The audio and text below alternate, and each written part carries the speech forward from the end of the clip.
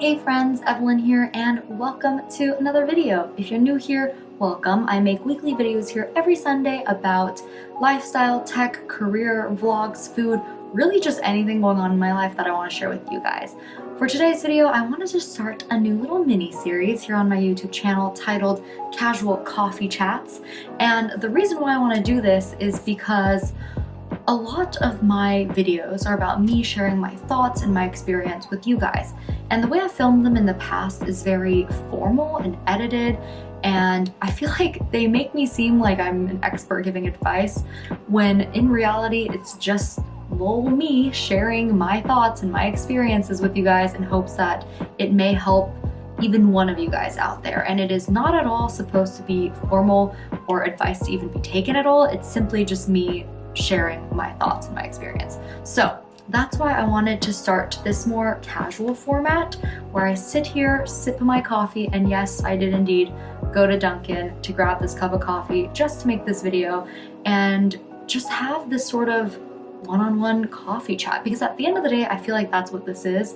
It's a casual conversation between two friends. We're just sharing thoughts, sharing our experiences. So my ask for you guys is to, whatever the topic is for that coffee chat, keep talking about your thoughts and your experience down in the comments below, or any questions you might have, and then answer questions that other people have left to help me do that. That'd be great, thanks.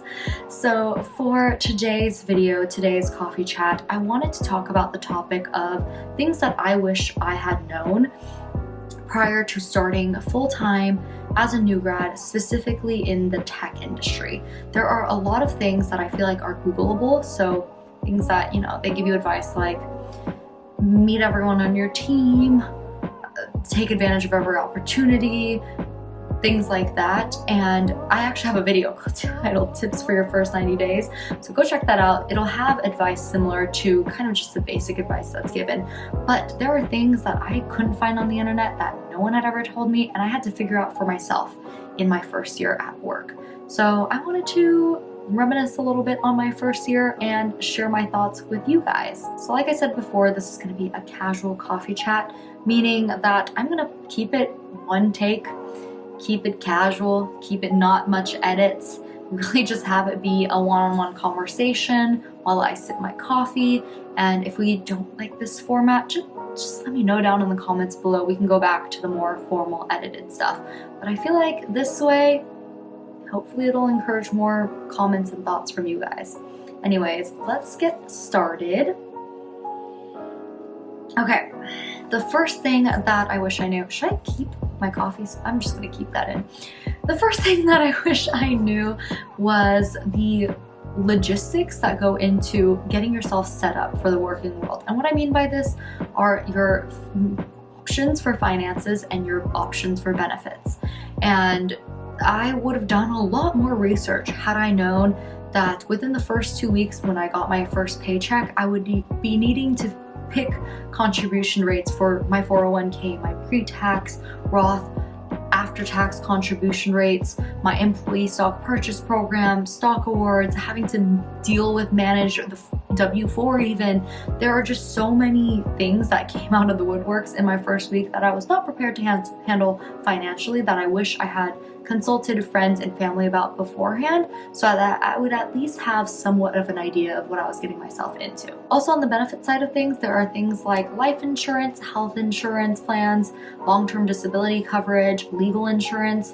There are so many plans to choose from that I wish I just had done a little research beforehand, or tried to consult more people beforehand on understanding what the options even were and how to go about navigating that realm. Because once again, in the first few weeks, you're so busy onboarding onto work, onboarding onto your new projects, your new team, that having to juggle picking all these things too is just a lot to handle at once. And they're very much things that are urgent that you want to get set up within your first month of the company. I say I'm not going to edit this, but there are so many brain farts in between.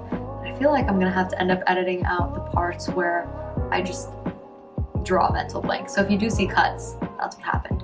Anyways, on to the second thing that I wish I knew was to not assume that I'm expected to do everything that someone asked me to do. I think the reason why I felt this way is because I was new to the team, new to the company, new to the role, new to work in general, that I sort of just assumed if someone asked me to do something, they knew better, and I was just in the role that I was expected to do that thing. So I started saying yes to every task that came my way, and my plate got unbelievably full.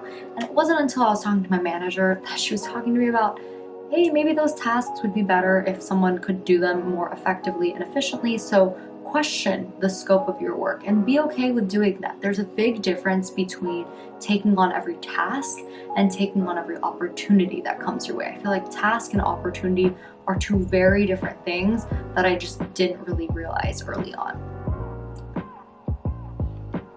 I think that's what I'm gonna do. I'm gonna take a sip in between each thing I wish I knew.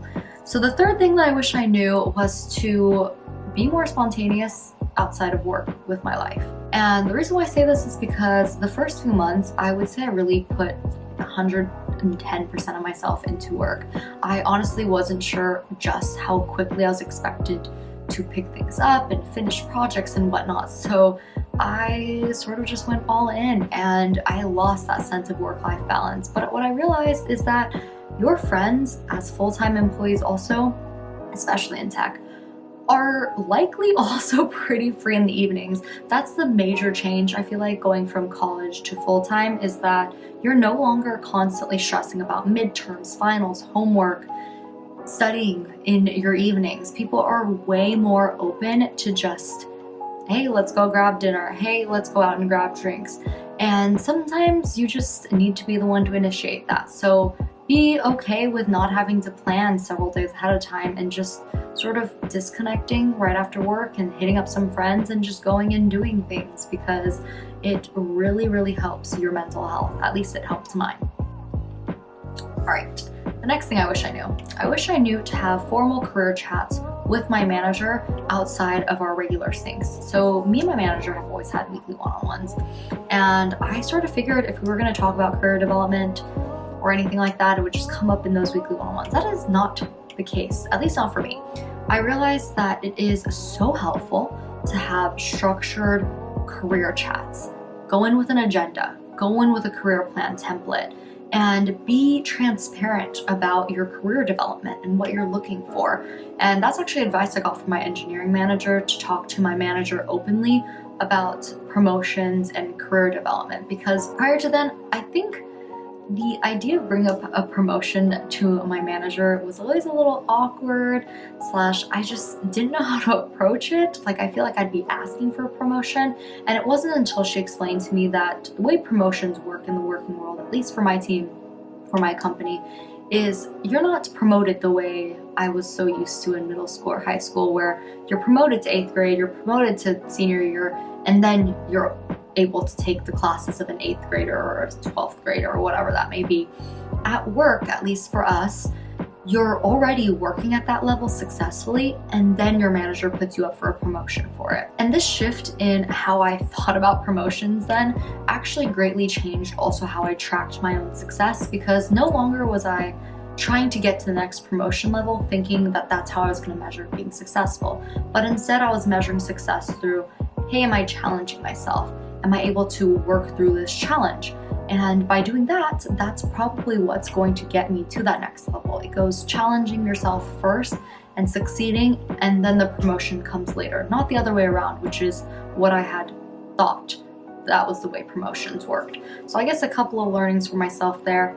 Make sure to schedule those structured career chats with my manager with a template, a plan, an agenda in mind, and know that success comes with challenging yourself, not necessarily getting promoted. I had good intent going into this with wanting this to be a coffee chat, but I'm realizing that when I sip coffee, it's just me sipping coffee in silence.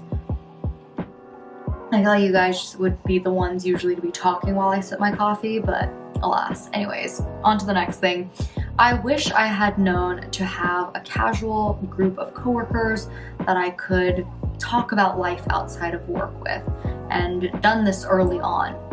So I've figured it out now, and I have a lot of awesome friends that I feel comfortable casually chatting with at work, especially about not work-related things, because having a group of people at work that you feel like you're going to work, not just clocking into a 9-to-5, where you truly care about your teammates, it just adds another layer of motivation into your work that I feel like financial gain and interest in projects just can't really bring to the table. It's also just nice to have friends at work. Another silent coffee sip. The next thing I wish I knew was to be okay with being myself, even though it might not feel completely right. And I have a backstory to this. So I am a very extra? No, that's not the way to, I wouldn't say it's extra. I'm a very expressive person over messages. I like using exclamation points, I like using emojis, I like using caps and italics. I like to express myself heavily over messages. And my team just doesn't really message like that. They message more professionally, and I remember in the first few months, I sort of toned down my expressiveness in my messages, and it wasn't until my engineering manager reached out and was like, hey, I love your energy in your messages. Like, I love what you bring to the table, keep it up. Then I realized, hey, you know what? It's okay to just completely be yourself.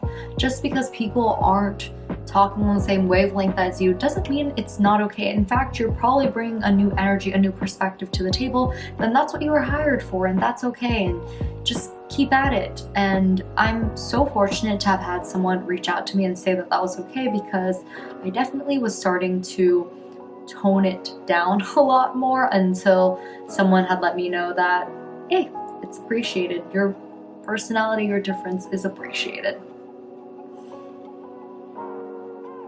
Okay, my last thing that I wish I knew was to find a mentor, but more importantly, don't stress over finding a mentor, because I stressed over finding a mentor, okay? I read all the tips and stuff online about making sure you have a mentor at work, that for the first few months, I was so stressed on finding a mentor, and I wasn't sure how to find one, because I feel like if you ask someone to be their mentor, it's a lot of pressure for them, and I feel like it's a little awkward to say no. So I didn't ask anyone directly. I honestly just sort of let things be, and eventually, I think around month 5 or 6, there was someone that I was constantly reaching out to about advice on my documents and giving me feedback, and it evolved into just becoming weekly one-on-ones for me to learn a little bit more from her, someone more senior than me. And eventually I just started calling her my mentor, and that's how it worked out.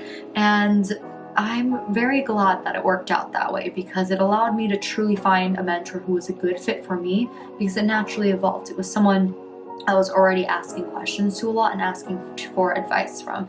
So I wish I knew that I didn't need to stress that much about finding a mentor, because I definitely did. I think it'll just come, unless you're assigned one. That's great. You can probably also find another, but don't stress out about it.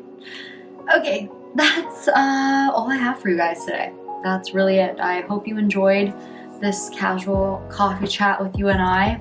Definitely a little bit caffeinated now. It's actually 8 p.m. and I'm drinking coffee, so that's fun. I'm gonna have a lot of fun tonight, I guess, staying awake editing this, and I'll be quite awake for it. But let me know what you guys think about this new format, and of course, this being a coffee chat, please keep the coffee chat going down in the comments below. Just share things that you wish you knew starting work full-time as a new grad. I'm sure others would be happy to hear it, and if you have any questions, also leave them down in the comments below, or just leave any other sort of comments down in the comments below. I think a lot of people have been posting recently about getting into Cal, getting a new job, and it's just so fun to interact with you guys in the comments and be able to support each other and have this little community here on YouTube. So share whatever thoughts you might have, and I'll talk to you guys in the comments, and I'll see you in the next video. Thank you guys so much for watching. Goodbye. Catch you in the next video.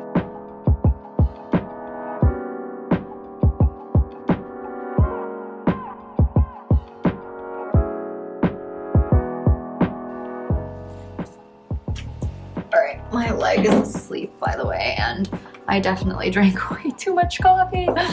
Goodbye.